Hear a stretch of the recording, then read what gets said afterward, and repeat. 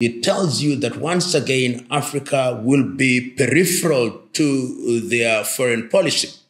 But never say never, because Africa in many ways is also a continent that cannot be ignored because of her resources. And for that reason, it is possible that in President Trump's possible second term, he would think differently. But holding all factors constant, I think the inclination will be a relationship with Africa that is not as intimate as it is with other parts of the world.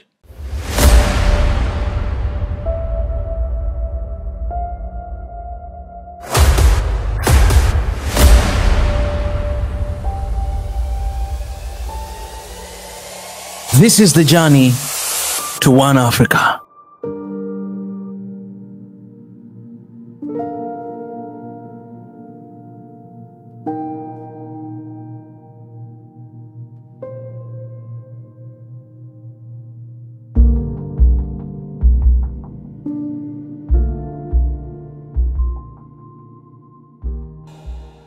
The United States of America is going through a very interesting phase. It is interesting because in prospect, we have two presidential candidates who have had the opportunity to compete in the past. And we have a presidential candidate in the person of Donald J. Trump, who is not your typical American politician. He appeals to a segment of the population that feels threatened.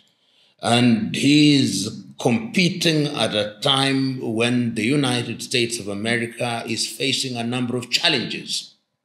So the country is going through a different phase, and that phase creates certain dangers. And this is the context in which the attempted assassination must be seen. Of course, the jury is still out as to who was behind the assassination. There will be many conspiracy theories and theorists, but I hold the view that holding all factors constant, that single act is going to energize Donald Trump in a very unique way. And many individuals who are sitting on the fence may very well be inclined to vote for him in order to introduce change. It is not lost on me that his clarion call now is "Make America Great Once Again." Remember when he competed for the first time, it was "Make America Great Again." And he is now telling the world, and of course the United States of America specifically, it is our opportunity to make America different. You've seen the 5 years that I was away, and in my estimation, America has lost its traction. America has not played the role that it ought to play. And I'm making you the promise that it is I and my party that is going to make America what America ought to be. Whether that is true or not is another debate, but for purposes of campaign, it is important for him. It must also be remembered that during his first term, he demonstrated quite clearly that his administration was going to be inward-looking. And this administration, as we have seen, has had great dalliance with NATO. It has had some flirtatious relationship with the African continent, has had some much more intimate relationship with the countries in the Pacific, such as the South Koreans. And Trump is saying, I'm going to follow a different path. Once again, these are campaign promises, and we want to see how that will impact the rest of the world. But interesting times indeed. After 2 days, I think, or 2 days after the assassination attempt, the President Joe Biden told Americans, let's lower the political temperature so that we do not have a situation where we solve our problems in this manner. And that manner means through violence. The former President Barack Obama is also on record as saying that America ought not to follow the path of violence. And it sends one clear message that American politics is now taking a turn which is very dangerous, that the American political divide is now so very dangerous that in the eyes of some, even eliminating candidates would be one of the ways of resolving these problems. Of course, I'm saying this acutely aware that the question as to who or which organization or individuals were behind the assassination. But it is important to note that there are conspiracy theorists out there who hold the view that this was an attempt to eliminate a candidate who is likely to win the elections. And it sends a clear message to the world that there is no perfect security. Even a country that is in the habit ordinarily of telling others and warning others using their security system that they are in danger is also susceptible to danger herself. And it also sends a clear message that there is nothing like perfect security. But we must also look at the historical context. Assassinations are not things that are known to America. We knew in the 1960 John F. Kennedy was assassinated. Ronald Reagan survived an assassination attempt, and outside of politics, we know that individuals like Martin Luther King Jr. were assassinated, Malcolm X was assassinated. But of course, it is at a different level when a candidate whose rhetoric is sometimes deemed to be vitriolic is the subject of an assassination attempt. It sends a very dangerous message and also serves to demonstrate that the political divide in the United States of America is widening by the day. The demographies are changing quite dramatically, and that must never be ignored. There are those who hold the view that the rise in the numbers of Hispanics and Blacks threatens the base of the white population, and these are things that cannot be wished away. And therefore, there is a combination of factors which defy simplistic and simple analysis and answers, but dangerous times in the United States of America. Perhaps it is too early to say that, but what I would say is that there are heightened tensions, civil war, no. But I think that there are heightened tensions which, if not properly managed, could lead towards a very dangerous path, because this is in the run-up to the election. And if you listen to the rhetoric and the messages that are flying about across the political divide, you can see how very animated they are, you can see how very vitriolic they are, you can see how very angry people are. And when you are in such an environment, then you must understand that it can be dangerous. And when tensions are heightened and demographies are changing and changing dramatically, it cannot be business as usual. But I think that the country is still a country that holds together, and these crises will only test the strength of American institutions in a manner perhaps that they have never been tested before since the civil rights movement. You know, Kenya appeared to have acquired a very unique status amongst African countries in the recent past. The head of state of Kenya, President Ruto, was given a state welcome in the United States of America. Kenya became a very close non-member ally of NATO, and Kenya is seen as being of geostrategic significance, and we know that we received quite a number of goodies from the United States of America, which, in a manner of speaking, to use this cliche, Kenya became the blue-eyed boy of the Biden administration. And I'm deliberately saying the Biden administration because that does not necessarily mean that is a darling of the United States of America for all times. And in the recent past, we have seen that even that relationship is being shaken by the domestic realities in Kenya herself. And the Biden administration therefore had that clarity in her relationship with Kenya and by extension Africa. But if we go by history and we go by the administration of President Trump in his first term, it is almost as if Africa did not matter. And many of us will remember when he made that infamous and, in the eyes of many insensitive countries, shithole countries. He was making reference to, among other nations, the continent of Africa. And if that is the kind of foreign policy approach that will be pursued in his administration if he is elected in the month of November and sworn in the month of January 2025, it tells you that once again, Africa will be peripheral to their foreign policy. But never say never, because Africa in many ways is also a continent that cannot be ignored because of her resources. And for that reason, it is possible that in President Trump's possible second term, he would think differently. But holding all factors constant, I think the inclination will be a relationship with Africa that is not as intimate as it is with other parts of the world. I think that the administration will survive this storm.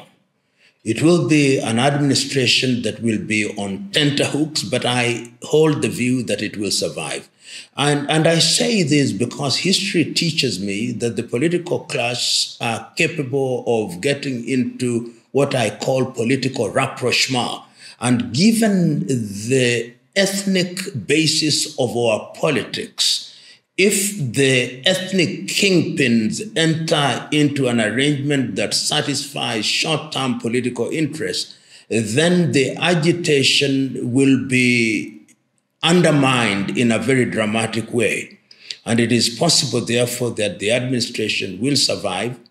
It will have been beaten, it will have been dented, it will have been injured, it will be hobbling along, but it will hobble along, holding all factors constant to the next election in the year 2027.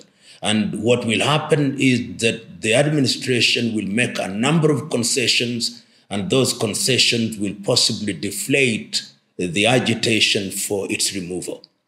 Let's understand the current problems in Kenya from a historical context. I think for a number of years, this has been boiling up, that we have had successive administrations which have made promises to the people, which in many cases have not been fulfilled.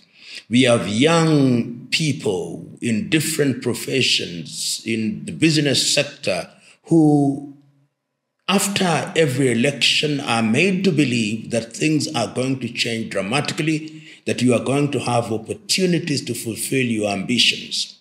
And this has not happened, with the consequence that we have had these young people to be in a corner where they are not only angry but hungry. They are not only helpless but hopeless. We thought they were helpless, but we now know better. And this has come to a head. And what we see now is a group of young men and women who are saying it can no longer be business as usual. We observe you when you are conducting your campaigns, promising us heaven on earth, but when you get into political office, you don't deliver. And what we see are individuals within your administration wallowing in the sea of opulence and doing so in our very faces. We can no longer take it.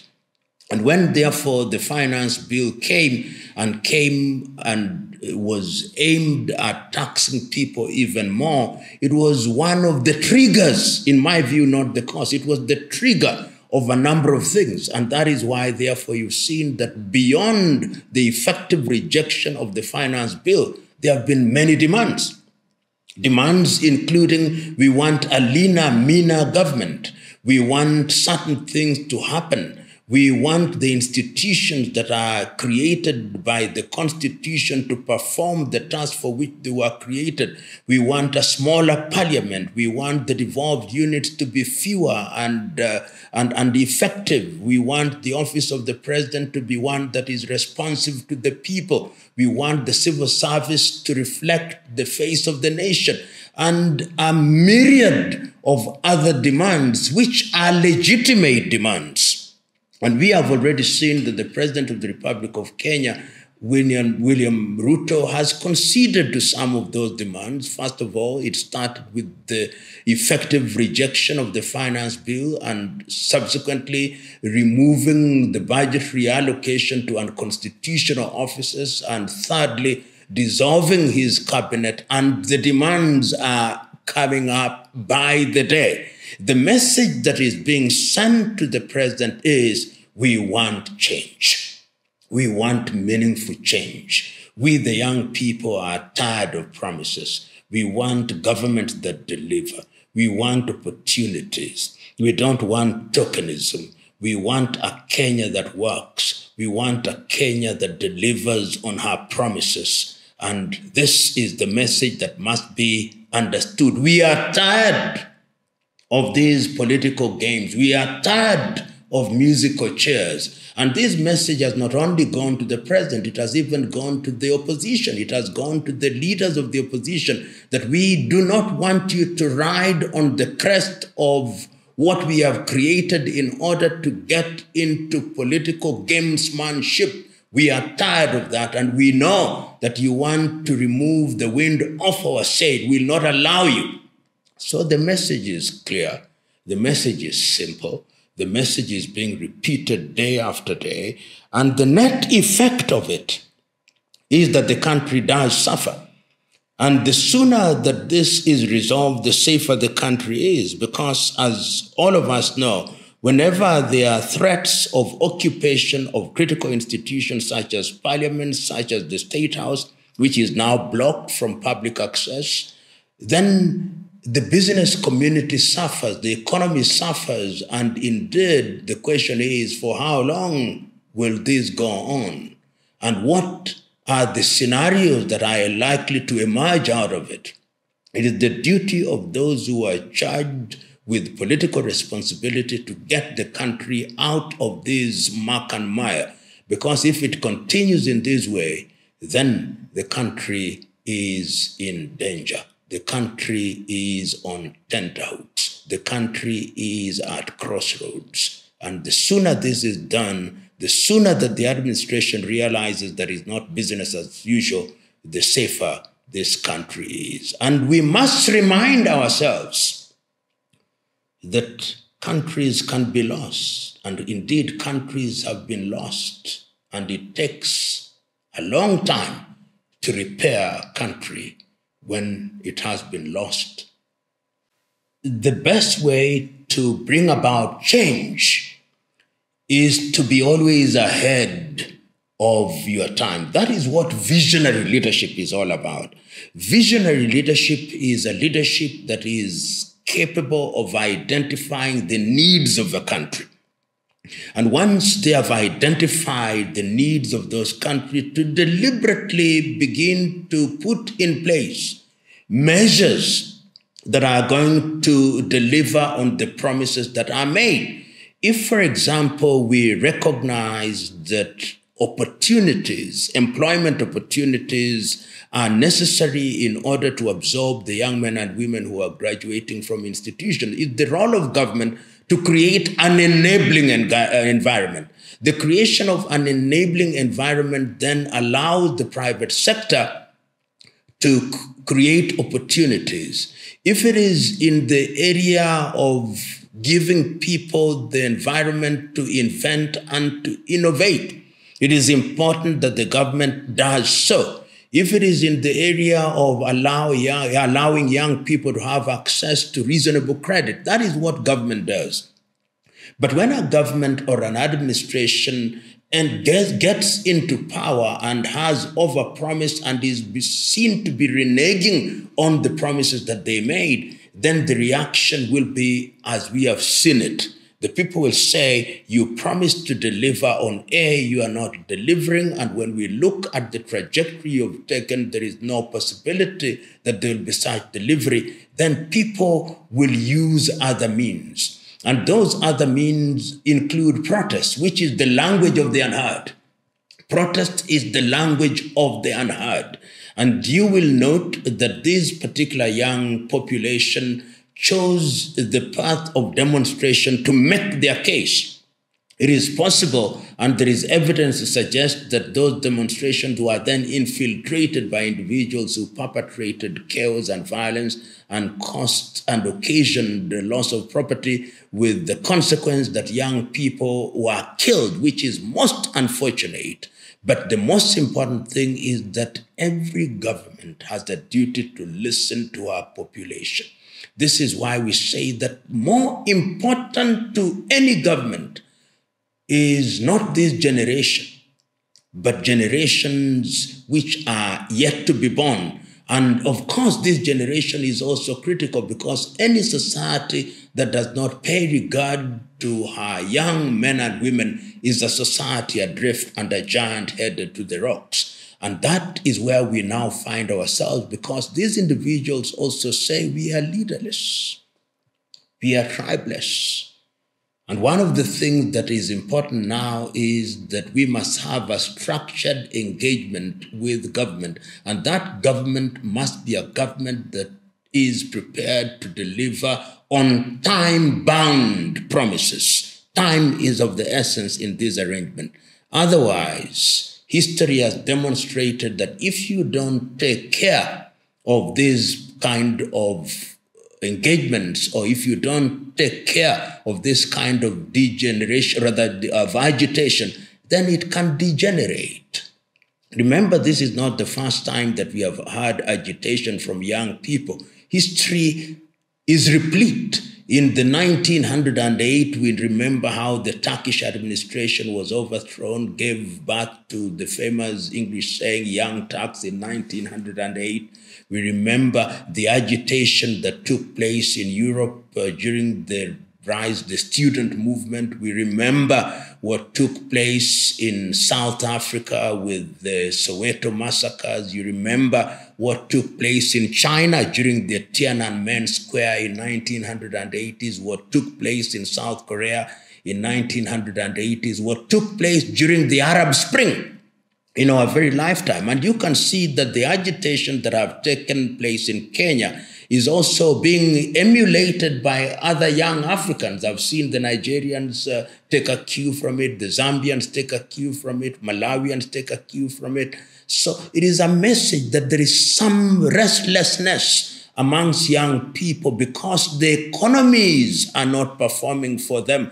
There's some restlessness because they are not benefiting from the dividends of government, but they can see a small percentage of individuals enjoying and swimming in largesse, and that they cannot tolerate, and that must stop. And if it doesn't stop, it will be checked. You see, every agitation, every protest must have an end game. What is the end game? This is the first question that we must ask ourselves. Is the end game to have all the demands met? And if the end game is to have all the demands met, is there an opportunity for constructive engagement? What some people don't want to hear. Is there an opportunity for dialogue? And what I heard the Kenyan youth saying, and what I hear them saying through the various platforms, is that if there is going to be engagement, we don't want an engagement amongst the political players in any event. These political players who are pretending to engage on our behalf, most of them have been in the political arena for the last 30 years. At one time, they're on the same side. At another time, they're on separate sides. And we know what they have been doing. They only do that which is in their best interest to the exclusion of all else. If you want to engage, engage with us. It is us who have raised these issues, and it is us, therefore, whom you must engage. And I hope that the administration of President William Ruto will make every effort to engage these young Kenyans in a constructive way, so that those politicians who simply want to take advantage, opportunistic and selfish, navel-gazing politicians who simply want to benefit for purposes of occupying public office must be shut out, so that the young men have the country repaired in a constructive way. Although, of course, somebody may ask, but they have said they are leaderless. They have said that they are tribeless. Who do you engage? I believe that their leadership is beginning to emerge. If you watch very keenly, there are young men and women who are now beginning to articulate their position through public media. And if time is taken, it is these individuals who will then be the vanguard with whom to engage in the short term. Let us remind ourselves that youth is not a permanent state. Those who are young today will be old in a few years' time. And we must also remember that there is not a society that does not have different segments. We have old people whom I believe have the opportunity and the experience to make contribution to their society. They are the younger people who, holding all factors constant, will live for a little longer, and they are simply saying, create a society which is going to enable everybody to thrive in the short, medium, and long time. What characteristics do you expect of such individuals? They must be patriots. They must be young men and women who know and understand the dynamics of the purpose of politics. The whole idea of politics and the constitution of governments throughout the world and throughout history has been to create an environment where men and women have the opportunity to express themselves and to use their talent, intellectual and otherwise, for the benefit of improvement of the quality of the people's lives in all sectors, whether it's in education, in health, or in agriculture. So they must be knowledgeable. There must be individuals who are prepared to sacrifice and to use their talent for the general good. In a multi-ethnic society, such as ours, there must be people who are capable of looking and exploiting talent without looking at the ethnic extraction or the racial extraction of their compatriots. And they must be people who understand that leadership is not about using office for personal benefit, but for the general good. These are the characteristics that we expect of these young men and women who, in the fullness of time, as they grow older, will also hand over the baton to another generation. One of the things that I think annoys young Kenyans, and by extension young Africans, are individuals who, when they get into political office, do not want to leave.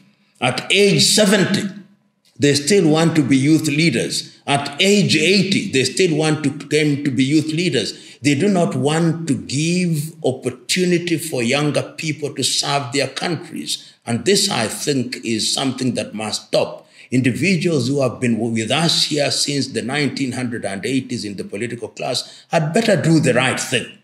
Simply get out.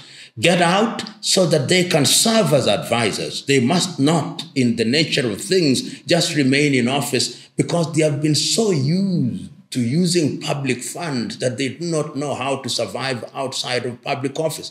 And there is no shortage of them in Kenya and in Africa. And the youth are saying, no, your time is up. I hope so. I hope that young people now see the value. Who do you vote into office? In the recent past, in Kenya and in most of Africa, people have gotten into office because they were voted by their tribesmen and tribeswomen, because they had money which they had stolen and they used to bribe the electorate, and because young people did not care to vote because they thought they had nobody to vote for and nothing to vote for. With the consequence, therefore, that we have ethnic bigots in office, with the consequence that we have individuals who ought not to be in office running the affairs of the country. And we are now recognizing that that is a trend that must not be allowed. My hope is, as long as we continue to use the ballot, that young people have now recognized that if they want to change things through the ballot, they must, number one, have the voting card. Number two, they must wake up to vote. Number three, they must protect their vote.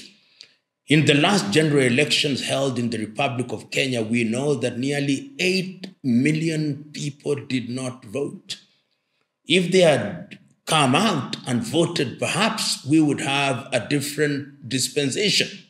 So I hope that message is going out loudly and clearly to the young Kenyans and by extension, young Africans. As long as the medium of getting political leadership is the ballot, it is important that you become an individual who is in civic engagement through voting. And that is the way to go. Otherwise, the political environment will always be manipulated, and we'll always have individuals who know how to manipulate the ballot, and the consequences can be dire. Politics must no longer be understood in the manner in which it has been understood. Things are changing dramatically and in a very dynamic manner. We have a generation almost throughout the world who are not prepared to wait. They want what I call microwave solutions, instantaneous solutions.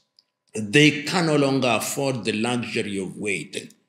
But let us look at it in the context of history. I think it is a British politician, Winston Churchill, who once said that a democracy is perhaps one of the worst forms of government until you look at the other forms of government.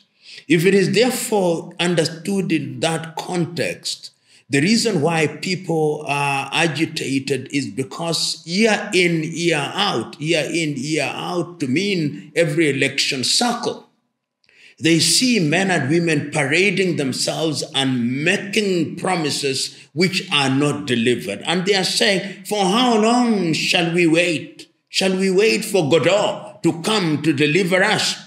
We see them get into office as paupers, some of them. Within 2 years, they have become multimillionaires, donating and distributing money as if it was confetti. We cannot wait.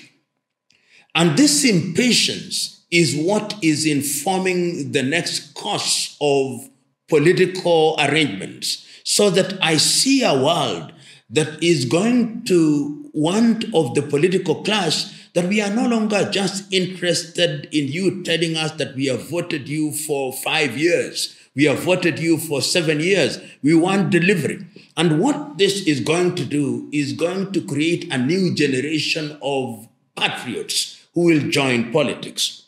What has happened, particularly in Africa in the last 30 years, is that politics had become attractive for the wrong reasons. People were attracted to politics because it was the shortest avenue to material wealth without consequence. But if this agitation continues, then that class and that category of individuals who saw politics as a lottery will begin to fade off, and a new crop of individuals who truly want to serve will join the political arena. And that, I think, is something that is desirable. So that if you go into politics, you know it is going to politics and into office to serve. And that will happen sooner rather than later, because you'll then know that being in political office is not being in a comfort zone. It is being in a dangerous zone where if you don't deliver, we'll literally chop off your heads. And this happened throughout history. If you look at the history of Europe, look at the history of Latin America, look at the history of Asia, look at the history of Africa. If you did not deliver in those days, we chopped off your head. If you built a bridge and we wanted to test whether the bridge was worthy, it is you who built it who would cross it first. These are things that are going to happen, and this impatience is going to give birth to a different political dispensation.